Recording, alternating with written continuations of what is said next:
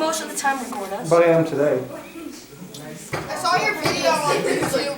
Which one? All of them. I don't know which one that one is. Okay, so we are going to be working on engineering for the next several weeks. Okay? Now, engineering is a huge part of our lives. You think of everything around you that we use that has to be engineered. Your clothing. That's not just sewn, but you have engineers that actually create the fabrics. You have the carpeting, the tables, chairs that you sit on, the mugs that you drink out of. Okay, they're all engineered. The buildings, homes. Okay. Now what engineering means is that they go through a process of designing and making and functioning. Okay. They're trying to make products engineered so that they are easy to use. Some may have more purposes than you may realize. For example, these desks. Okay?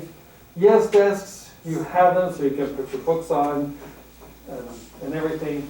But they're also engineered to be a structural support in the schools. Okay? I'll give you an example.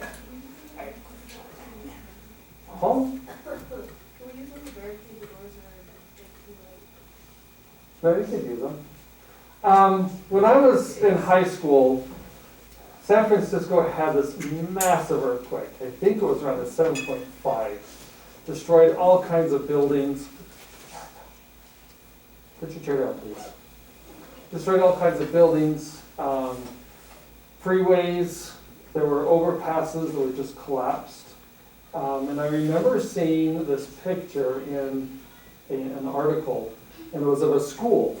It was a school that was like 8 stories tall, and it was all cement. Every floor was a cement slab.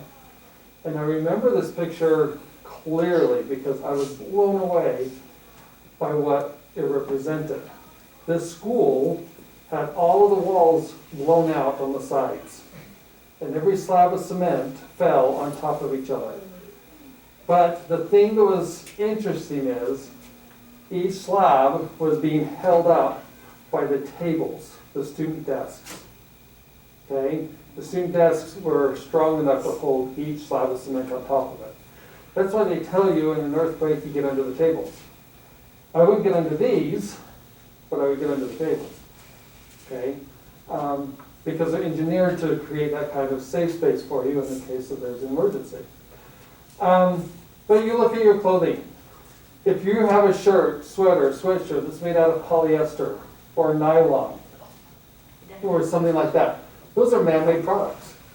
Okay, those are plastics. The carpet, most carpet that we use nowadays, they're just shredded pop bottles. Okay, we can't get rid of the plastic, so we shred them up into fine, long threads, and we dye them in all these different colors, and then we weave them into carpets. I had a sweater that was made out of pop bottles. Okay, all from engineering.